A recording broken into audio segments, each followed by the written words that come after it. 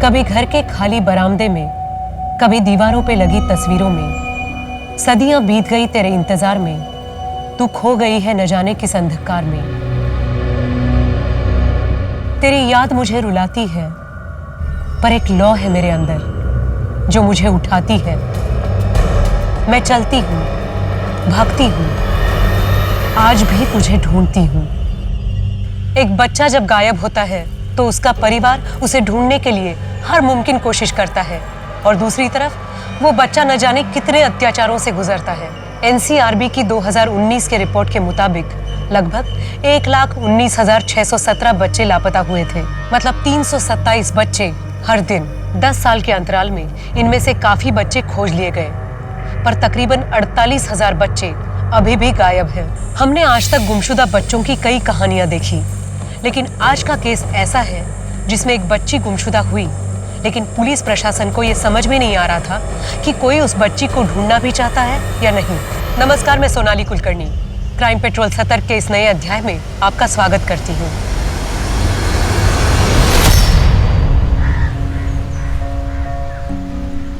पर मम्मी मुझे नहीं जाना है, और कल तो खुशी का बर्थडे भी है ना, उसने मुझे बुलाया है।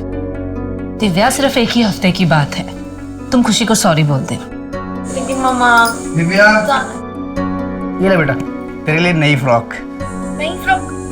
लेकिन पापा इतना खर्चा करने की क्या जरूरत थी, और अभी तो पुरानी वाली है ना मेरे पास। अरे पुरानी वाली तू छोड़, उसको पहन के तो बिल्कुल राजकुमारी लगेगी, कोई बोल ही नहीं पाएगा तुझे किसी चीज की कमी है। मैं कह रही हूँ ना, मुझे किसी भी चीज की कमी नहीं है। हो गया तुम दोनों का? अब जाओ, बैग ही पैक हो गया।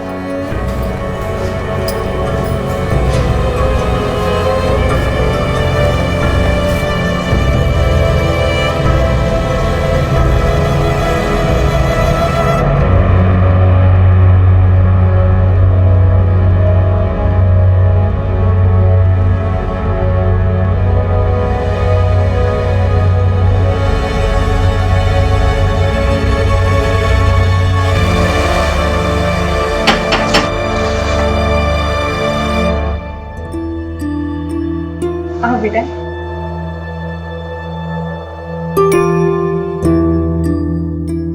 अगले मंगलवार को मैं दिव्या को ले आऊंगी। दिव्या, मेरा टाइम पे खाना खाना और टीवी कम देखना। ठीक है। ठीक है? बाय।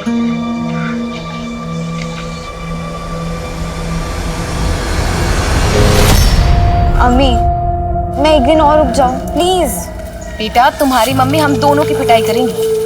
बोला था उन्होंने कि मंगलवार को दिव्या को वापस लाना है। मंगलवार मतलब मंगलवार। अच्छा बेटा, मेरी तबीयत ठीक होती तो मैं तुम्हें खुद छोड़ने जाती। कोई नहीं, मैं अकेली चली जाऊंगी। चलो भैया, स्टार्को जंक्शन, घर के ठीक बाहर छोड़िएगा। बाय।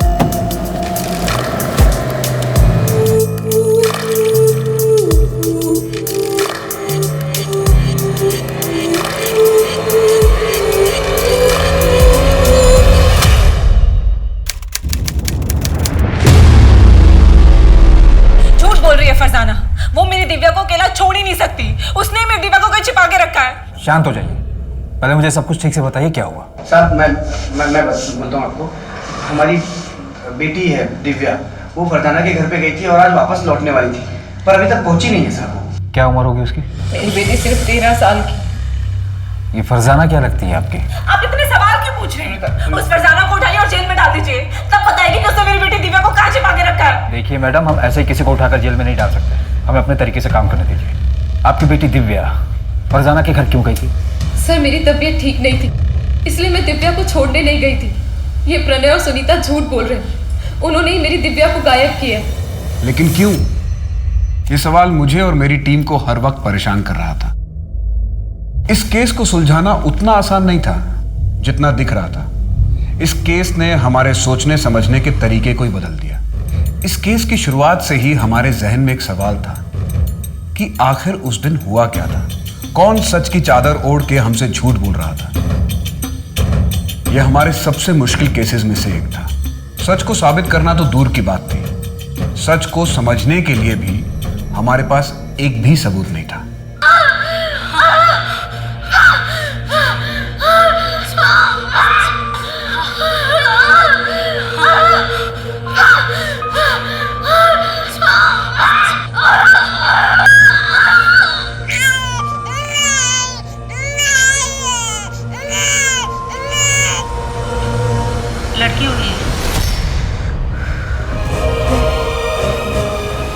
और माँ बाप का नाम? 12:28। माँ का नाम फरजाना और बाप का पता नहीं है, क्लोज्ड अडॉप्शन होगा। अरे पर माँ ने कुछ तो नाम दिया होगा। अरे शक्ल तक तो देखी नहीं। तू ऐसा कर, दिव्या लिख दे और ये पायल उसके पास रख दे, उसकी माँ का है। ये पायल तो बहुत बड़ा है। हाँ तो बड़ी होगी तो पहनेगी ना, तुझे क्या करने का है? तू उसके पेपर्स के साथ रख दे बस।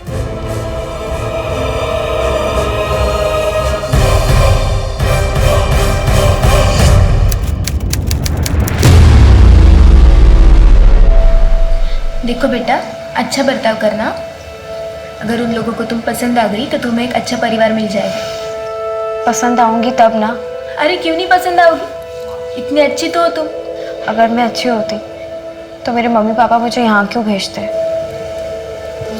देखो दिव्या, ऐसी बात नहीं है, उनकी भी कोई मजबूरी होगी ना। हाँ, मजबूरी होगी।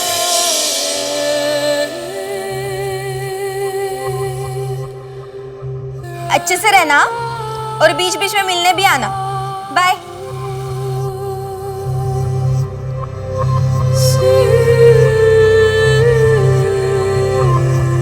भैया कुछ खाने को दो ना। नहीं, पैसे नहीं चाहिए, भूख लगी है, खाने के लिए कुछ दो ना। आगे जाओ। दीदी कुछ दो ना खाने के लिए। पैसा नहीं लेगी, खाना खाएगी तू?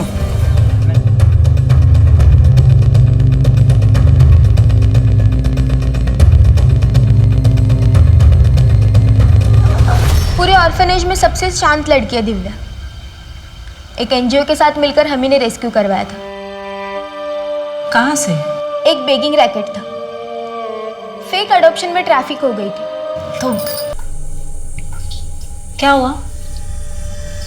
अच्छा बैग मुझे।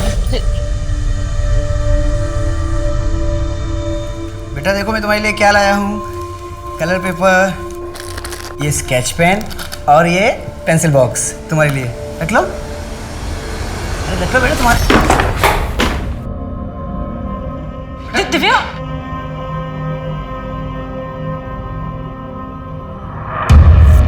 पण प्रणय अडॉप्ट करण्याची काय गरज आहे? अरे शुभम है ना, इसको तो अपना ही बेटा समझ।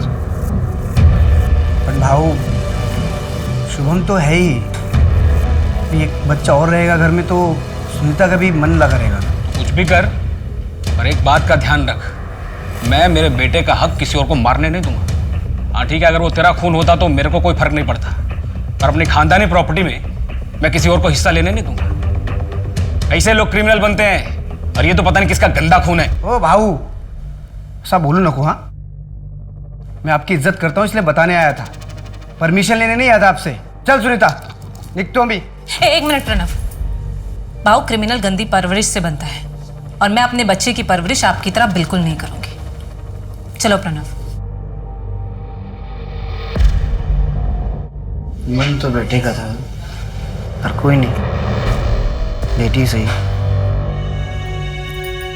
अच्छा हो हमने बेटी अडॉप्ट की, अब राजीव भाव को कोई दिक्कत नहीं होगी। मैं तो उनकी बात पे इतना गौर मत किया, उनकी बात का कोई सरकार नहीं होता। इसलिए बताओ दीदी तुम्हारे साथ कुछ फ्री हुई? अभी तो नहीं, थोड़ा वक्त तो लगेगा ना उसको। दीदी का अच्छे से स्कूल में एडमिशन करवा दो, अपनी उम्र के बच्चों के साथ मिलेगी तो जल्दी खुलेगी। अच्छा प्रणय, उसका एडमिशन इंग्लिश मीडियम स्कूल में करवा दे, जहाँ पे वो पाटिल भाई है ना, उनकी बेटी जाती है खुशी, वहां पर। हाँ ठीक है करवा देंगे। काय सगळे सांग मला, काय सगळे? पिछले 8 महीने से कंपनी में एक भी डील नहीं हुई, फोकट की पगार ले रहा है तू। अब गाली मत दीजिए, मैं कोशिश तो कर रहा हूँ ना। कोशिश कर रहा है बरोबर, पर अपने लिए कोशिश कर रहा है तू। कंपनी के नाम पर जो डील आती है तू अपने नाम पे लेता है। तेरे नाम तो FIR करना चाहिए मुझे। हाँ वो मेरा अलग से काम है, मेरे अपने कॉन्ट्रैक्ट्स हैं। मैंने तेरे को इधर बैठाया, नौकरी पे रखा, तेरे को ट्रेनिंग दी, अभी मेरे को गणित सिखा रहा है तू। बहुत गप बस, अभी अपना सामान पैक करो, निकल इधर से।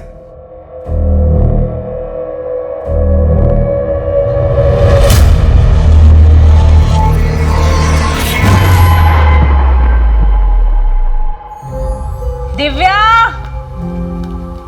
बेटा आ जाओ, खाना लग गया है। हाँ 10 मिनट के लास्ट समय कंप्लीट कर लेती हूँ। दिव्या, ये लो, ये तुम्हारे लिए नया बैग है और इसमें बैग, थैंक यू। आपको पता है स्कूल में क्या हुआ? रश्मि ने ना मेरा बेटा इसको अंदर ले जाके रखो, आराम से बैठ के बात करते हैं, है ना? ठीक है। अच्छा।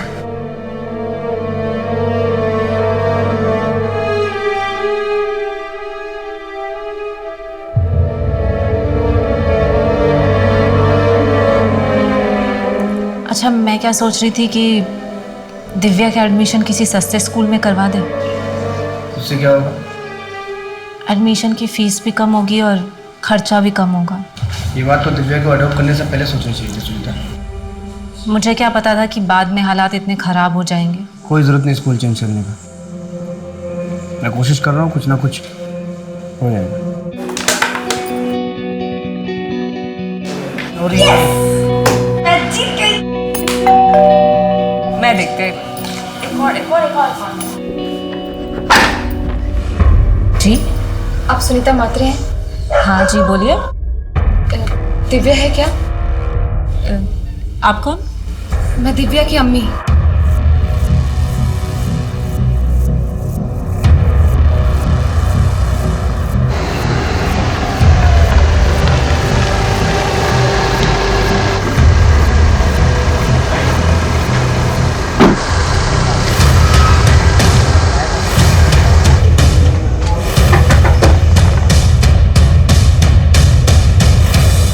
हाँ साहब, मेरे को सिर्फ इतना याद है, इस लड़की को जिधर छोड़ा था उधर कोई तो था जिसने दरवाज़ा खोला था। आदमी था या औरत? सर आदमी था या औरत ये तो पता नहीं, लेकिन मैडम ने जहाँ बोला मैंने छोड़ दिया था। अगर कैब वाले ने दिव्या को प्रणय और सुनीता के घर के बाहर ड्रॉप किया था तो फिर दिव्या घर क्यों नहीं पहुंची? कहीं ऐसा तो नहीं है कि दोनों झूठ बोल रहे हैं? सर कोई तो झूठ बोल रहा है। ये दिव्या आउट ऑफ वेडलॉक बच्ची है। 13 साल पहले फरजाना ने उसे अडॉप्शन के लिए दिया था। फिर ये अब क्यों आई है? फरजाना, मेरी बात को समझो तुम। मैं अभी तुमसे शादी नहीं कर सकता हूँ, अम्मी नहीं मानेगी। सफी, तुम एक बार अपनी अम्मी से मिलाओ तो मुझे, मैं उन्हें मना लूंगी। मैं उनकी इतनी सेवा करूंगी कि वो भूल जाएंगी कि मैं किस जाति की हूँ। फरजाना, अम्मी को समझाना इतना आसान नहीं है। देखो मुझे थोड़ा वक्त दो, मैं अभी अपने पैरों पे खड़ा भी नहीं हुआ हूँ। मैं अम्मी से बात क्या करूंगा, कैसे समझाऊंगा उन्हें? ठीक है, लेकिन जो भी करना है जल्दी करो, मेरे पास ज्यादा वक्त नहीं। मैं अभी चलती हूँ, अब्बू घर पे इंतजार कर रही हूँ। अच्छा सुनो तुम, इतनी मुश्किल से तो आई हो तुम फरजाना, 10 मिनट रुक जाओ।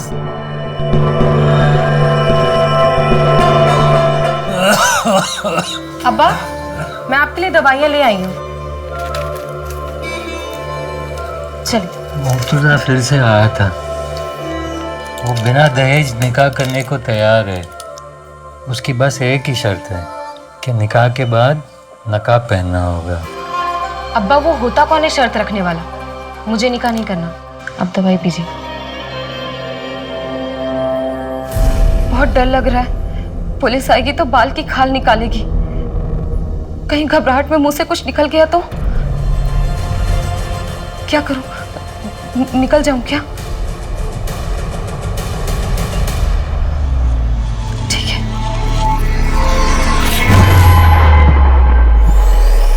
दिव्या कहाँ थी? उस दिन उसके साथ क्या हुआ था?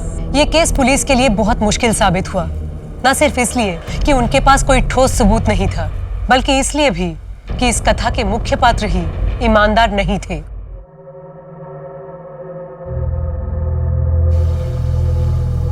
बुरा साया है तुझ पर और वो इतनी आसानी से तेरा पीछा नहीं छोड़ेगी। बुरा साया? तो पापा आप ही बताइए ना, क्या करना होगा मुझे? अरकान करना होगा।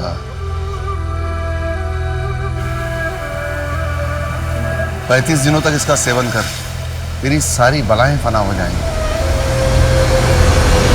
हमारी कैब वाले से बात हुई, उसका कहना है कि उसने दिव्या को आपके घर के बाहर ही छोड़ा था। हो ही नहीं सकता, मैं तो सारा दिन घर पे थी, दिव्या का इंतजार कर रही थी। आप दोनों को किसी पर शक है? नहीं, हमें किसी पर शक नहीं है। और दिव्या को गायब करके किसी को क्या मिलेगा? सर मैं बोल रही हूँ वो फरजाना ही है। उसने ही मेरी बेटी दिव्या को कहीं छिपा के रखा है। अगर फरजाना ने ऐसा किया भी होता तो वो खुद क्यों नहीं गायब हो गई? ताकि साहब उस पर किसी को शक ना हो।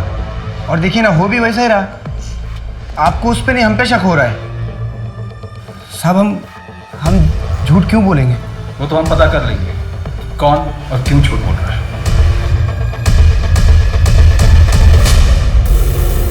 देख प्रणय, अगर दिव्या से तू मेरी शादी कराता है तो मैं तुझे 8 लाख रुपए दूंगा और तुझे वो वापस भी देने की जरूरत नहीं। भाऊ क्या बात कर रहे हो? मेरी दिव्या सिर्फ 13 साल की है। तो क्या हुआ, आज नहीं तो कल शादी तो करवाओगे। 8 लाख छोटी रकम नहीं होती। आइंदा दिखाई पड़ा ना तो जान से मार दूंगा। इस कमीने ने सोच भी कैसे ली कि मैं अपनी बच्ची बेचूंगा इसे।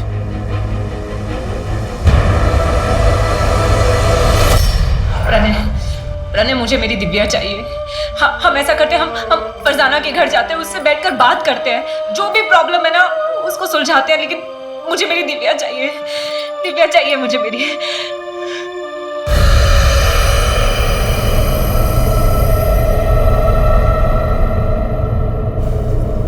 खाना लगा दिया है। हट, हाथ नहीं लगाना। नहीं खाना है तेरी नाजायज कमाई। पता नहीं क्या करके पैसे लाती है। कुछ भी करती हूँ, कम से कम अपना और तुम्हारा पेट तो पालती हूँ। और ये तुम्हारी दारू, ये तो वही पैसे से आती है। सुनीता, पड़ोसी बोले फरजाना कल रात में निकल के बैग लेके। क्या? तो अब क्या करेंगे? पर कैसे? उस पर नजर क्यों नहीं रखी गई थी? सॉरी सर, वो हमसे। नीलेश, ये बहुत बड़ा ब्लंडर है। फरजाना हमारी सस्पेक्ट थी और वो हमारे नाक के नीचे से गायब हो गई। ये हमारी लापरवाही का नतीजा है। सर मैंने फरजाना के लिए लुकआउट नोटिस जारी कर दिया है। वो जल्दी हमारी गिरफ्त में। और एक बात है सर, ये प्रणय का बड़ा भाई राजीव, वो इस एडॉप्शन से खुश नहीं था। तो क्या राजीव दिव्या को गायब करवा सकता है? हो सकता है सर, या ये भी हो सकता है कि दिव्या के साथ अब तक बहुत कुछ कर दिया गया। जी मुझे अडॉप्शन से प्रॉब्लम था, लेकिन जब लड़की अडॉप्ट हुई तो फिर मुझे क्या प्रॉब्लम? सुनीता और प्रणय का जो कुछ भी है वो रखे वो। अब उनके पास पहले कुछ नहीं है तो वो जाने। मतलब? प्रणय का बिजनेस काफी डाउन हुआ है और मुझे पूरा यकीन है सर, अब प्रणय भी पछता रहा होगा उस दिव्या को अडॉप्ट करके। और सर रही मेरी बात, मुझे उस दिव्या से क्या प्रॉब्लम होगा? मेरे बेटे को हमारी जायदाद में से उसका हक मिल जाएगा और मुझे क्या चाहिए? 19 नवंबर को तुम कहाँ थे? मैं मेरे घर पे ही था, मेरा बेटा भी था। अब चाहे तो हमारे पड़ोसियों से पूछ सकते हैं, किसी ने तो देखा ही होगा। क्या तुम्हें लगता है कि प्रणय कुछ कर सकता है? सर प्रणय मेरा छोटा भाई है, मुझे नहीं लगता कि वो दिव्या के साथ ऐसा कुछ भी करेगा। लेकिन हाँ, वो जो उसकी माँ है ना, वो जरूर कुछ कर सकती है। तुम्हें इस बात से कोई प्रॉब्लम नहीं थी कि दिव्या की माँ दूसरे धर्म की थी? नहीं सर, मुझे क्या लेना देना, अब ये तो सुनीता और प्रणय ही जाने।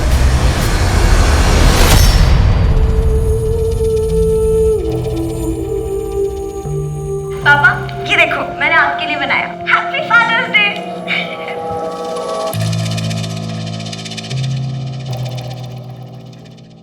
कैलाश भाऊ, पैसों की जरूरत थी, थोड़ा कैश मिल सकता है क्या?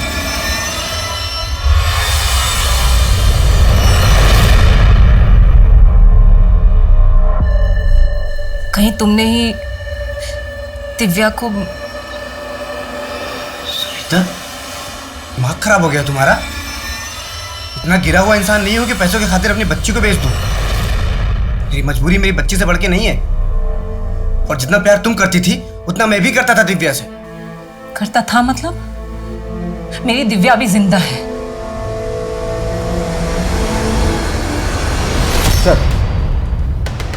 सर प्रणय और सुनीता को दिव्या के लिए रिश्ता है।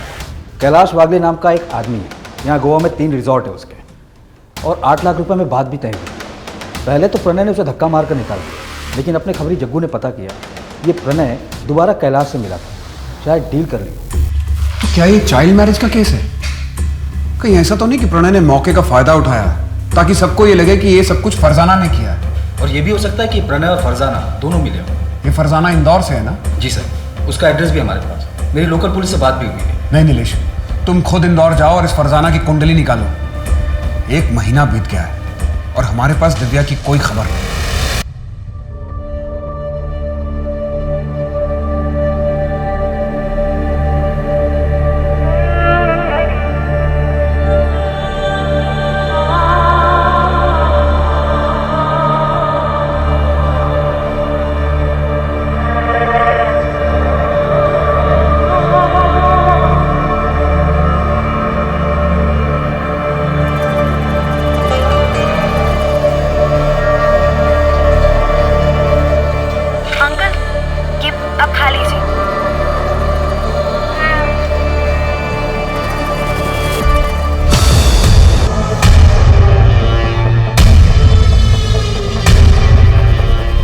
मैं ऐसे रहूंगी? 5 महीने हो चुके हैं और तुम अब तक अपने घर वालों को मना नहीं पाए। फरजाना, मैं कोशिश कर रहा हूँ ना। झूठ बोल रहे हो तुम सभी। सच सच बताओ, तुम मुझसे निकाह करोगे भी या नहीं? करूंगा फरजाना, पर सही वक्त आने पर। और वो सही वक्त कब आएगा? मैं 5 महीने की प्रेग्नेंट हूँ। तुम्हारे घर वालों को मेरे बारे में भनक भी है और अब तो मैं अबॉर्शन भी नहीं करवा सकती।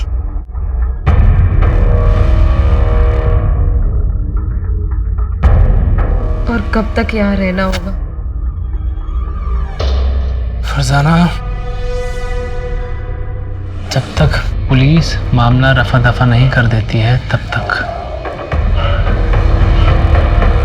काश मैं दिव्या के साथ थोड़ा और वक्त गुजार पाती।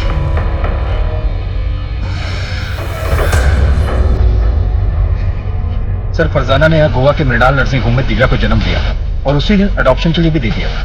जब फरजाना को बच्ची चाहिए ही नहीं थी तो फिर वो वापस आई क्यों? सर, ये तो फरजाना से ही पता चला। अगर वो हमें मिली तो एक बार वापस सबसे बात करते हैं, शायद हमसे कुछ छूट रहा हो।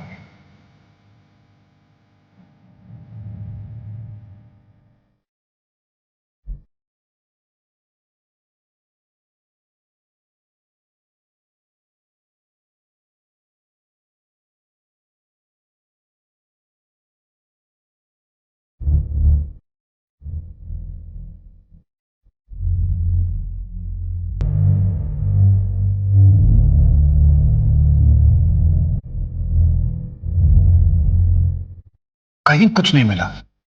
ऐसा कैसे कि कोई एविडेंस किसी के खिलाफ नहीं जो हमें उस बच्ची तक पहुंचा सके?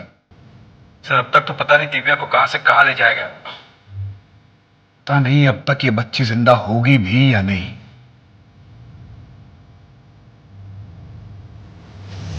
6 साल बीत गए लेकिन दिव्या का कहीं पता नहीं चला। 1 साल बाद पुलिस भी दूसरे केसेस में उलझ गई और दिव्या मिसिंग केस फाइलों के नीचे दब गया।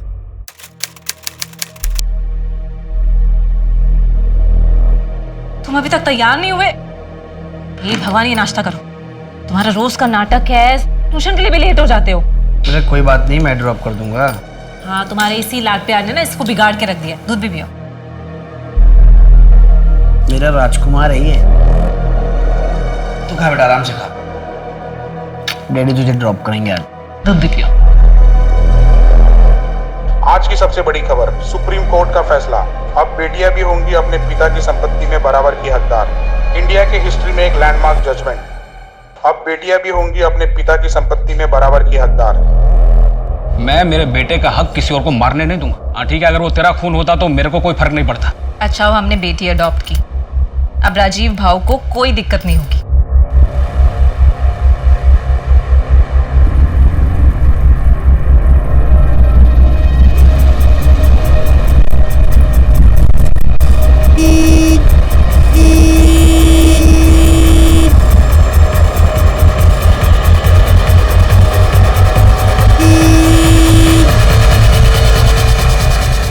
भाई क्या कर रहे हो? बीच पे खड़े हो, साइड में लो ना।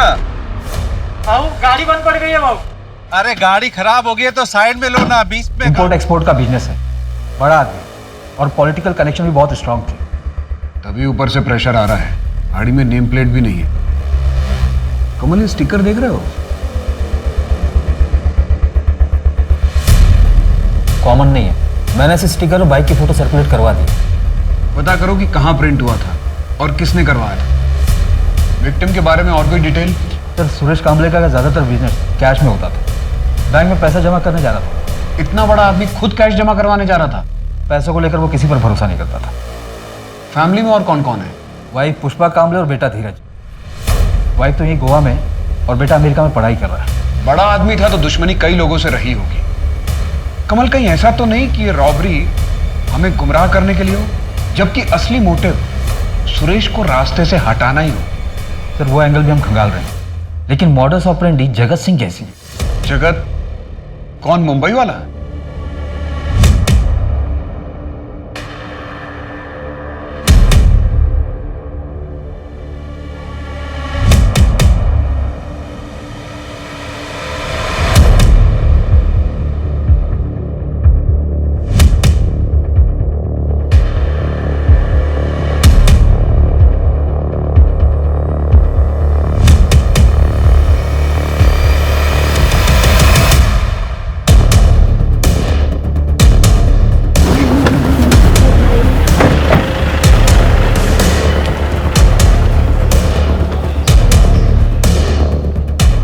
टिप तो सही मिली।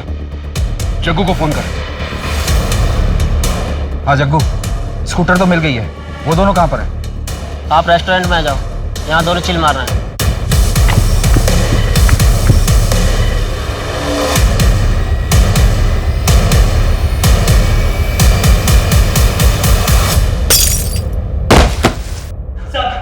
खड़ा हो। खड़ा हो।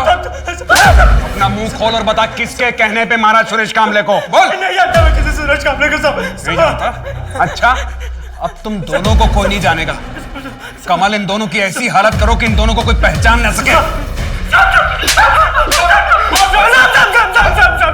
मैं बताता है साहब, मैं बोला मुझे मत मारो साहब, मैं बोलता है साहब। गोवा के बंदे नहीं दी थी सुपारी। कौन? कहाँ मिलेगा? वहीं पे जहाँ से हमें उठाया था सर।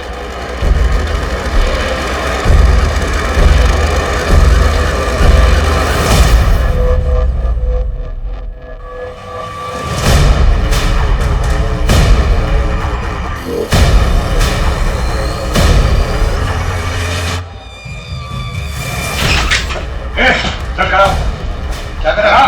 खड़ा हो। कहाँ ले जा रहे? बात सुनिए, पूरे घर को चेक करो। कहाँ ले जा रहे? क्या कर रहे हैं? कहाँ ले जा रहे?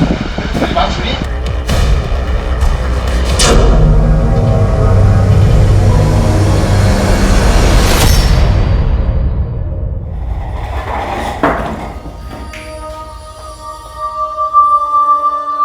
क्यों सुपारी दी थी सुरेश कामले की? वो तो तुम्हारा शागिर्द था। कर्म अच्छे कर, ऊपर वाले का यही फरमान है तेरे लिए। अगर अगले 2 सेकंड में अपना मुंह नहीं खोला ना तो उसी ऊपर वाले के पास भेज दूंगा। तेरा ये गुस्सा ही तेरा सबसे बड़ा दुश्मन है और यही एक दिन तुझे जानने मिलेगा।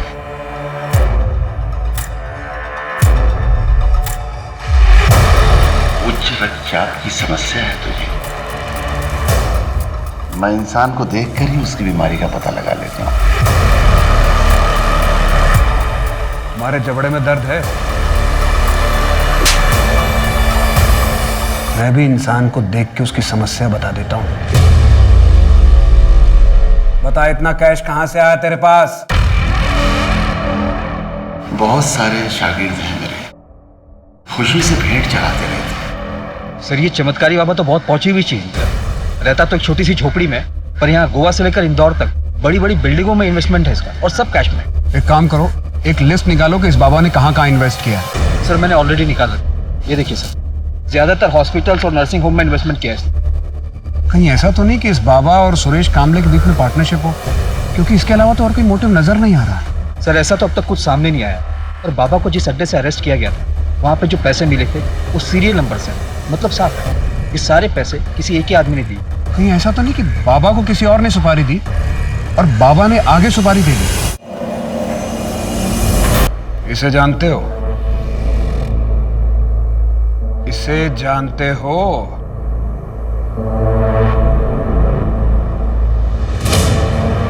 नहीं। इसे मृणाल नर्सिंग होम से अडॉप्ट किया गया था और इसने इस बच्ची को जन्म दिया था। इसका नाम दिव्या है, 6 साल से गायब है। क्या जानते हो इनके बारे में? शांति शांति शांति। खड़ा कर इसको। अब भी ठोकूंगा, अभी ठोक देता हूं। मुंह खोलेगा कि ठोक दूं तुझे? 2/13 गणेश का पंजी।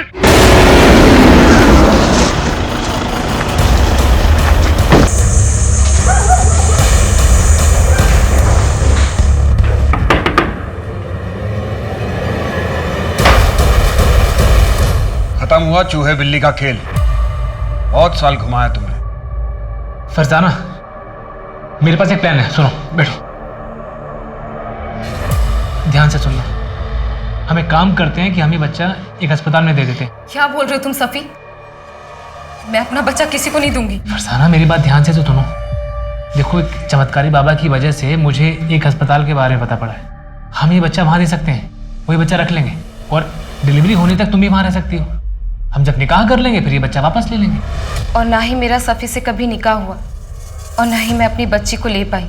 फिर मुझे पता चला कि सफ़ी को HIV है। मैंने अपना टेस्ट करवाया तो मैं भी पॉजिटिव आई।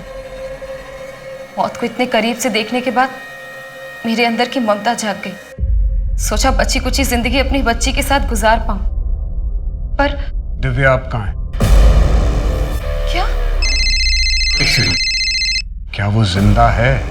मैं तो सोच रही थी कि वो उन दोनों के साथ खुश है। मुझे लगा था कि उन दोनों ने दिव्या का किडनैप करवाया ताकि वो मुझे फंसा सके, इसीलिए मैं उनके रास्ते से खुद हट गई ताकि वो तीनों खुश रह सके।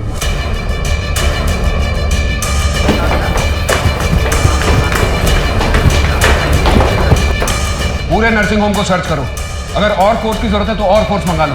मुझे इस नर्सिंग होम का पूरा कच्चा चिट्ठा चाहिए। यहाँ कौन काम करता था, करता है, यहाँ पर किस किस की ईंट लगी है, सब।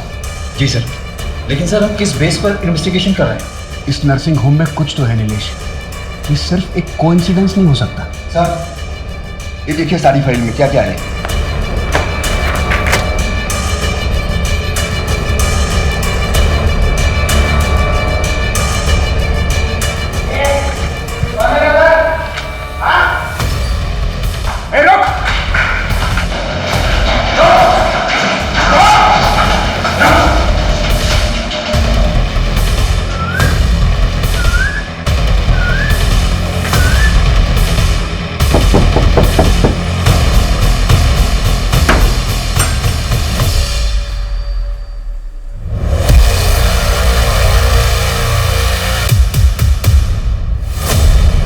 फरजाना, ये सब क्या है? पहले तू बता, बिल्ली की खाल में गीदड़, तेरा असली चेहरा क्या है? क्या बकवास कर रहे हैं आप? तुमने दिव्या को बचपन में अडॉप्शन के लिए नहीं, ट्रैफिक किया था। मृणाल नर्सिंग होम का वार्ड बॉय हमारी हिरासत में है। उसने अपना मुंह खोल दिया है। हमारे पास उन सारी लड़कियों की लिस्ट है जिसे तूने ट्रैफिक किया था। बोल, कहाँ है दिव्या? बोल! फरजाना, मुझे कैसे पता होगा? 6 साल पहले वो सुनीता के घर के बाहर से गायब हुई थी। ये दिव्या की अभी की रिपोर्ट है जो हमें मृणाल नर्सिंग होम से मिली है। ये अब बताएगा? महीने का 10,000। आप एक बार लड़की को देख तो लीजिए पहले। रोज देखते हैं। 10,000 रुपए के ऊपर 1 रुपया नहीं मिलेगा। ठीक है, लेकिन अगर बच्चा हुआ तो उसके पैसे मैं अलग लूंगा। ठीक है, मैं पैसे लेकर आती।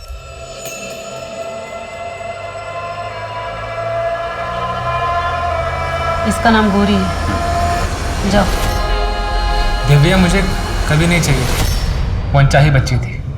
मैं बस फरजाना के साथ रहना चाहता था, लेकिन फरजाना को दिव्या चाहिए थी। इसलिए मैंने एक ऐसा रास्ता निकाला जिससे मेरे पास पैसे भी आ गए और दिव्या से छुटकारा भी मिल गया। तो जैसा खुदगर्ज इंसान मैंने आज तक नहीं देखा, जिसने अपने फायदे के लिए अपनी बेटी को एक नहीं 2-2 बार दलदल में धकेला। उसे एक अच्छा घर मिल गया था ना, लेकिन तूने उससे वो भी छीन लिया। सर, मैं आपको लेके चलता हूँ जहाँ पर बच्ची को रखते हैं, लेके चलता हूँ।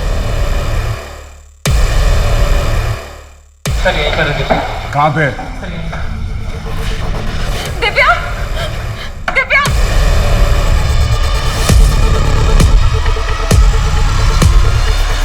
दिव्या, मेरी बच्ची! बोल मेरी दिव्या कहाँ है? बोल, मैं देखो जान से मार दूंगी वरना। बोल मेरी दिव्या कहाँ है? यही थी दिव्या, यही रखा था मैंने। सर मैं सच कह रहा हूँ। दिव्या!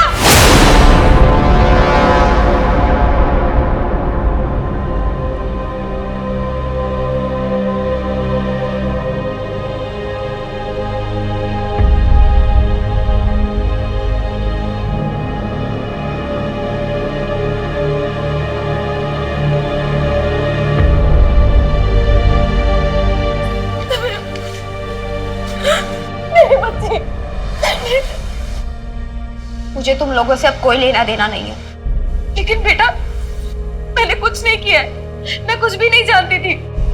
पैदा होते ही मुझे फेंक दिया, और जब मेरी जिंदगी में एक उम्मीद की किरण आई तो तुम अंधेरा बनकर आ गए। अगर तुम मेरी जिंदगी में ना आती तो मेरे साथ ये सब कुछ नहीं होता। बेटा, मैं इसमें शामिल नहीं थी।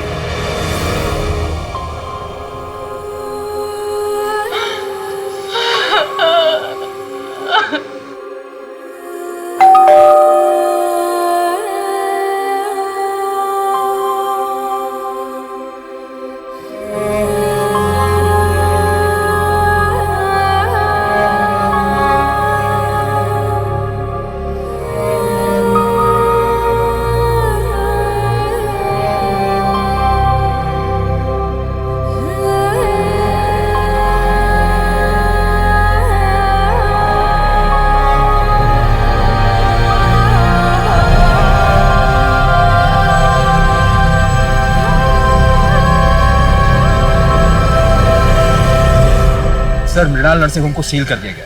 पिछले 25 साल से गोरख धंधा वहाँ चल रहा था। कुछ औरतें अपनी मर्जी से आती थी, फरजाना जैसे, उन्हें स्मूथ कॉलम में रखा जाता था, और कुछ खरीदी जाती थी दिव्या के जैसे, उन्हें डिफिकल्ट कॉलम में रखा जाता था, फिर उन्हें प्रेग्नेंट करके उनके बच्चों को बेच दिया जाता। बाबा ने अपना मुंह खोला कि सुरेश कामले की सुपारी किसने दी थी। आपने जब से उसका सत्य से परिचय करवाया और ऊपर जाने का मार्ग खोला, तब से वो तोते की तरह बोल रहा है।